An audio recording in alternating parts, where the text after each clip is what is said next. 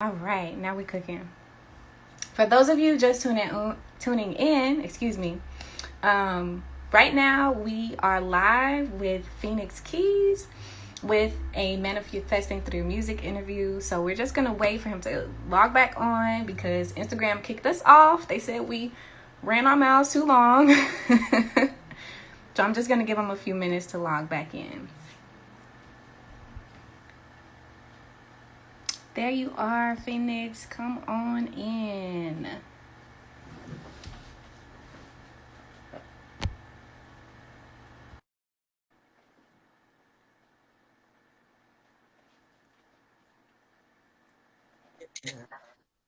Hola. We're back.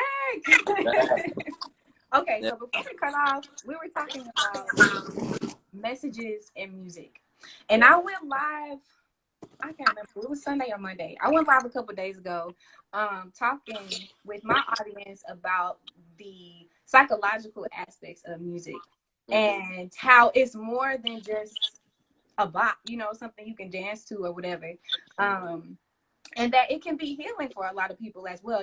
We talked about it there being a lot of people can relate to music because of the pain and the love and the messages that were within them, and also healing. So there was a lady who she was in a car accident and she had some nerve damage and lost her speech.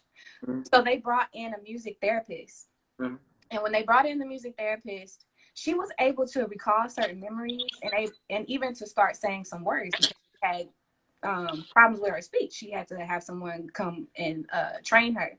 So aside from that too, I really believe that music has so much influence, especially on relationships, how men and women view each other. Something that I really appreciate about your music is that there's so much love in it. And I feel like you can't want to be in a relationship and to have a commitment while like singing about being a side chick or just sleeping with somebody or having a dick appointment. It's so much more than we're not even gonna get into that. But I'm saying, like, I feel so passionately about that. Like, music influences everything. And there are even people who will listen to something that moves them, and they could be in a place where they're about to commit suicide or something, but because of the message of love that's within it, or the pain that person creating the music was able to overcome, give somebody else hope. So I really appreciate what you were saying about the messages within the music and how it's more than just something that we listen to. It really has a strong impact on our mindsets and how we think about things. So can you give us maybe an example about um, how music or messages in music have impacted you in your life, whether it's in a relationship or just having a more positive look out on life? I know you said there are a lot of artists like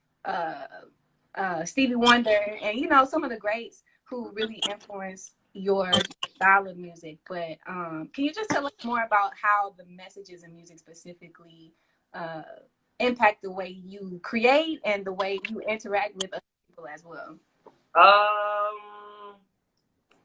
Ooh. I mean, it don't even have to be nothing really super deep, but No, but I mean, man, where do you even start?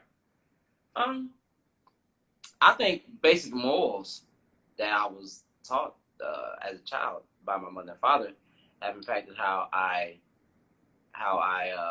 interact with people. But for the people who weren't fortunate enough to learn those morals, to have those parents to teach them those morals, that's why I step in to make the music to show you. You know what I'm saying? Like, love is the only way. And now, when I say love, I'm not even talking about just relationship love. I'm talking about, you know, black. You know what I'm saying? Black males. You know what I'm saying? There's a way of loving each other that we need to get back to. You know what I'm saying? Instead of calling me a nigga, call me your brother. You know what I'm saying? Like, you know what I mean? Yeah. Females, instead of calling each other, you my B word. You know what I'm saying? How about you call me your sister? You know what I'm saying? Right. Call me a friend. You know what I mean? So, Right. it's that's why I step in with it.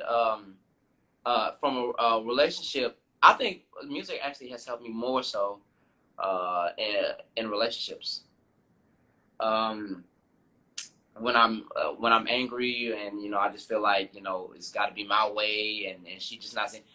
You gotta understand, man, that like you gotta cater to your spouse, and that's from a man to a woman. Man gotta cater. That goes both ways, yeah. Right, you know what I mean. Yeah. And it's like I listen to music a lot of times. It's like, man, it just any problem that I may have like with my spouse, it just goes away. You know what I mean? Like, bro, I straight just love this girl. Not with this particular spouse in mind, Sapphire, but yeah. Past is just like it can just help me wipe those things away. And even in current in my current relationship, it's just like even when she's not around, it's just like, man, it makes you think about it even more. It's just like, bro, like, man, you know what I mean. Even when I try to explain, I could be like right in her face and try to explain, why I love her so much or how much I love her. It's like, bro, like even if I can't put it into words, being able to say it. Man, just let me turn song for it. You know what I'm saying? Like, yeah. Let me turn on "Let's Stay Together" by Al Green. You know what I'm saying? Like, yeah. You know what I'm saying? Like, let's turn that on. You know what I'm saying? Like, it's just like, and that's why I think I'm so disappointed in music nowadays because it's so sex driven. It's like nowadays it's just let's go to the bathroom, let's get this quickie off. It's like, yo, there ain't no love in y'all niggas heart. You know what I'm saying? Like, yeah. You can't be hard all the time, bro. You just can't. Can't be hard all the time. Can't take no time, plan it out. You know what I mean? Like, milk it a little bit. Exactly. Like, sex is such a small part of life, man. It's so crazy. Like, I mean, don't get me wrong, we all wouldn't be here without sex. So thank God for our parents. But at the same time, some things covered. You know what I mean? Yeah. So with that being said, music has also shed a lot of light on things. Like, that's why Michael Jackson, like I said, is the greatest of all time because he made They Don't Really Care About Us in 97, 98? And we're still going through George Floyd happened this year. You know what I'm saying? Like Ahmaud Arbery. All these things happened this year. So it's I mean, even more relevant. I mean, yeah. I would say even more relevant because it's now being captured on camera. So I'm not going to say that it's happening more, but it's more relevant because now it's getting captured on camera. So now we can address it. But he was speaking on this back in the 90s. You understand what I'm saying? So yeah. I mean, bro, it's just, I mean, messages are so important. James Brown, I'm Black and I'm Proud. Like, it's a message of pride. You know what I mean? That's a sense of pride that he gave us in a time where Jim Crow was still happening, segregation. You know what I mean? Like, yo, it's so deep. Music is so deep. It's not even funny. And even speaking on that case where you're talking about the woman, yeah, music is like legit there. Music is based on frequencies. The whole world revolves. The world turns on a certain frequency. Yeah. Frequency is changed a little bit, the world will be in disarray, literal disarray. Earthquakes, all that. Like if you change, I forget what hertz it is, but the world turns on a certain frequency, and music is a frequency. That's what music is. So, it's like music, yes, makes the world go around. We operate on a certain frequency. Us as humans, we operate. That's true. You know what I mean? Like there's like legit experiments and stuff like that used to be conducted on what would happen if we were, you know what I'm saying, like if we were like surrounded and it's so deep. You know what I mean? Like it's very deep. Even I was trained at piano. I'm a somewhat classically trained pianist. I can play a lot of classical. So when I was studying Beethoven and we were researching him, a lot of people know Beethoven was deaf. But the way that he wrote a lot of his later pieces that he wrote after going deaf was that he cut the legs off of the piano. He cut all 4 legs off the piano. And he would put his ear to the floor and, like, you know what I'm saying, figure out the notes. Because music isn't just a sound. And that's the thing. Music isn't just sound. It's a frequency. So it's vibration. That's what it is. That's really what it is. It's vibration. So, I mean, it's crazy how deep it is. It really is deep. Yeah. So Eve, so with that being said, about a lot of artists being more driven and not having those strong messages, that a lot of those who came before were really able to master. Are there any artists today that you see yourself wanting to work with or collaborate with? Oh yeah. And that's what I'm saying. Like, don't get me wrong, it is some cold artists out here. Her. I want. Absolutely, I love her. I gotta do a couple songs with her. Bruno Mars. I gotta do a couple songs with her. That's actually my all-time favorite. Not all-time, but I mean that's my favorite male artist of this generation. So her, Bruno Mars, PJ Morton, Tori Kelly. Who else? Woo, man. Who else do I have to work with? I want to do some stuff with Brian McKnight, Joe, Anthony Hamilton, D'Angelo. Definitely want to get some songs in with D'Angelo. Who else? I would love to do something with Jordan Lucas too, as far as rap goes. It's a couple cats. It's a lot of so many underground cats coming up, man. It's just so they dope. So but my thing is I'm big on, aside from R&B, I love funk music. I love blues, love jazz. So I literally have a plan to do an album of like one of every different genre. Like I want to do a jazz album, I want to do an acoustic album, I want to do a blues. I straight out like playing like legit these things I want to do. So yeah, that's about it as of right now. That's about right now. Well, I'm not gonna say it. I'm probably forgetting somebody. So yeah, that's a good lineup for sure. Yeah. So tell me a little bit more about do you have like any of the songs that you created, like, or is there any one that's your favorite, like, or like one that has a special place? I feel like songs are like kids, right? Each one is a favorite, and you love them all the same, but there's one, maybe there's a story behind it, or something attached to it that makes it feel a little bit different than the others, that really stands out in your mind, or maybe one that's your favorite to perform. Like, can you tell us any of the songs that and I know that's a hard question. Are we talking about release Okay. music? Okay, well, obviously, okay, yeah, we got something. Released or unreleased? I mean, we haven't heard it yet, but that's something we could be keeping our eyes open for. Yeah. I got some heat on the unreleased side, but let's see. Released, I Love Me Fast, and the reason that I say Love Me Fast is because I wrote that fully wrote that. When I got signed, I had music already out under my other name. When I got signed, so when I got signed, the label asked me to hand over all my music, so they can revise it, so I can go through it, if there was anything worth keeping. They kept none of my old music except for Love Me Fast. And Love Me Fast was everything I write about is true. I've been through it. I don't write about anything. That was the best advice I've ever gotten, was never to write about anything that you haven't been through. So Love Me Fast was the only song that was kept out of all those songs. That has a very deep message in there, and it was reproduced once I got signed and they picked the song up and stuff like that. It got reproduced by Zach Nichols. Let's see, Brad Young worked on it. Zach Nichols, who worked with Kendrick Lamar on the Black Panther soundtrack. Zach Nichols. Okay. I forget the other person who worked on it. Mike Bozzi. They worked on it in reproduction and stuff like that. And it's just, when I perform it, I feel like it just has endless possibilities. Because I'm an old head, when I sing it, it usually goes off into like, If You Think You're Lonely Now, I do that. At the end of the song when I'm live, I do Love Don't Live Here Anymore.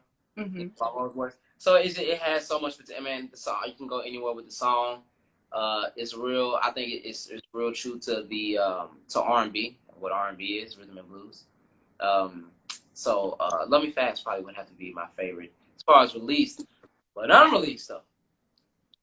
One Good Reason, a video. I got some. I cannot wait until this. What was the first one? I'm the Reason. One Good Reason. One Good Reason. One Good Reason. Yeah, and that was written by me as well. It's basically saying I don't do the whole the message that females ain't ish. I personally hate that when I hate it when females do it. I hate it both ways. The whole ain't. Oh, I hate it so much because everyone says it. And it's like, you've been saying this for like 3 albums now. When are you gonna, you know what I'm saying, talk about something? You know what I mean? Like, you know what I mean? Like, yo, so when I write, it's typically the narrative is, you know, we need to work this out. You know what I mean? There's no reason why we gotta walk away from each other. That's usually where I come from when I write. You know what I mean? Yeah. So that's what one good reason is about. It's saying like, yeah, we've been going through a rough patch, but it's like, when you sit back and look at it, there's actually no reason, no solid, valid reason for us to leave each other alone. Like, give me one good reason. If you give me one good reason, I'll straight leave. But if, you know, but at the end of the day, there is none. You know what I mean? So, yeah, we've been arguing, we've been fussing, but I mean, we can put all that down. You know what I mean? So I think one good reason, as far as unreleased, one good reason probably is my favorite. That's the one. Okay. Cool. Well, I'm looking forward to hearing both of those when they are released. Can you tell us just a little bit more about what your next steps are aside from unreleased music? I know you talked a little bit in the beginning about your skits with you and your lady.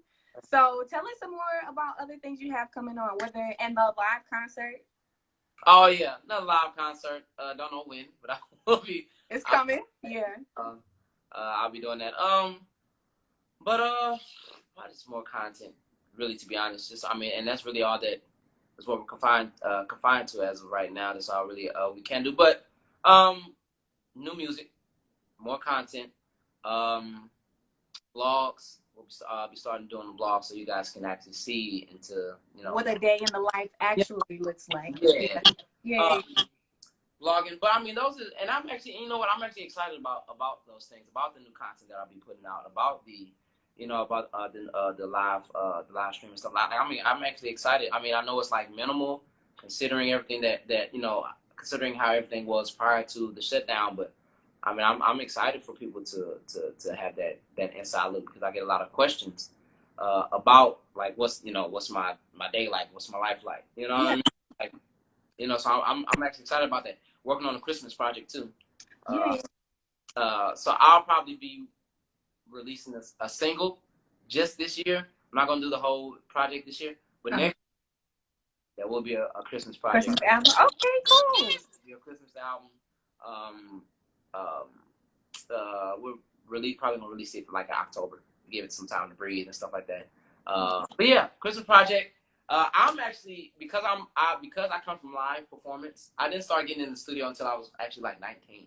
So because I came from live performing, I always think about like how can my show be phenomenal? Like how can, like, you know what I mean? How can I set myself apart from a lot of people? And that's actually another thing that I've kind of been like disappointed about. Like a lot of people don't put on a great show, but so I like the ideas that I have. Like I'm gonna start dabbling in CGI and graphics and stuff like that, and just like everything from the visual aspect of my concert is just gonna be phenomenal. Like I'm already, of course, the music is gonna be on point, but the visuals, like, oh my god, like it's gonna be phenomenal. So the show that I did last year at Pops here, actually in Illinois. Of course, you know, we sold that out. But one thing that we constantly got like praise about was the visuals. So the music was on, but the visuals were just as, you know what I'm saying, dope as the music. So yeah, I'm excited about a lot of things. But as of right now, the content that I'll be putting out, the vlogs, the music, and the live stream concert. Cool. Well, I'm excited about those. I know a lot of people watching are excited. I just have a few more questions before we wrap up. So I mentioned in the beginning that my YouTube channel focuses mostly on manifestation and creating whatever your own version of your ideal life would be. And so that's how I came up with the name VIP Vibe, because everybody's ideal life is different. Like for some people it may be more about luxury and wealth. For other people it may just be about having more systems and more comfort. So when you think of the word VIP or a VIP life, what would that look like for you? What comes to mind? Having control over your own life.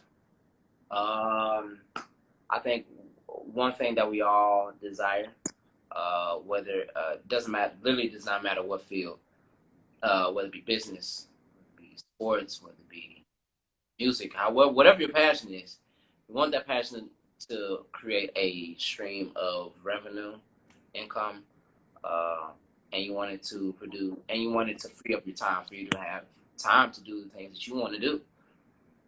That's what I think of when I say, when you say VIP lifestyle, and at the times where you do have to work, it is doing something that you love, and that's how you live. You know what I mean? So Yeah. you say VIP life, that is it. I mean, it's like people, and I think that's actually one thing that this generation just morally, I think, fails, and is that they place so much value in the wrong things.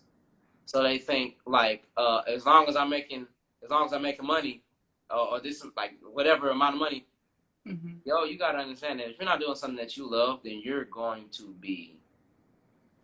I'm not gonna say you're gonna be miserable, but you're not gonna be as happy as you could be. True. I could work a 9 to 5 corporate job, whatever, make six figures a year, but if it ain't got nothing to do with music, it's a waste of time. It's a way. Yeah, am I gonna be happy doing it? Is it So you finish it. So it's just, I mean, that's just the thing. I think that's what people have to remember. But like I said, morally, it's just been a shift, man. Like, but when you say VIP, that's what I think. When you work, it's doing something that you love, um, uh, and when you're not working, you have all the time to do what you want to do, money to do what you want to do. That's just what it is. A win-win. Yeah, well, this is part of my VIP life. Like, I love having conversations with people about music, and things that they're passionate about. It doesn't even have to be about music, like you said, whether it's business or wherever the case may be. If there's something about seeing somebody who is excited about life that just fills me up and inspires other people as well to see that they can do the same thing. So for any aspiring artists, musicians, or anybody who's interested in the industry who may be watching, what advice would you have for them going into it? Or any words of encouragement, or maybe something that you wish you knew when you were getting started that maybe would have helped you a little bit more. That's and it doesn't have to be one thing. Whatever comes to mind. Right, and that's it. I actually look at those as two different questions, because if I had, something that I would. Okay, I'll start with the advice. The advice I would have for artists is make sure that you find out what makes you unique, and make that as dope as possible. You understand what I'm saying? We live in a music society now where people are being praised for sounding like the next man. But back in the '90s, and I mean, anything prior to the year 2000, if you did anything that sounded like another artist, it was called biting.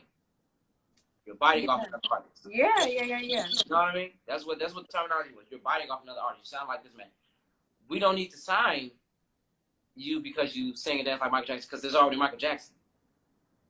You understand what I'm saying? So yeah, so that's why people like her is a breath of fresh air. That's why people, you know what I mean? That's why Bruno Mars, breath of fresh air, because they're not following everybody. They don't care about what's going on today. They're gonna make the music that they want to make, and you like it or you don't. That's just what it is. So, but at the end of the day, find out what makes you dope and polish it as much as you can. Make it dope, yo. Like, you know what I'm saying? Like, what I feel like my niche is, I sing, dance, and I play 3 instruments. I'm sorry, I play 6 instruments. Makes me a triple threat. There are many what triple threats really are there in the music industry? You know? I mean, it's all love. I mean, but, James Brown sang and danced, Michael Jackson sang and danced, Prince played and danced. I'm sorry, Prince played and sang.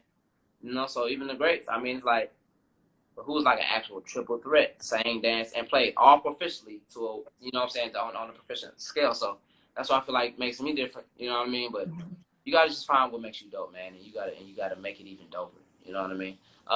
Something I would have told myself. I mean, I needed to stay in tune with my generation. That's what I used to do. I needed to stay in tune, because for a long time there I was, boy.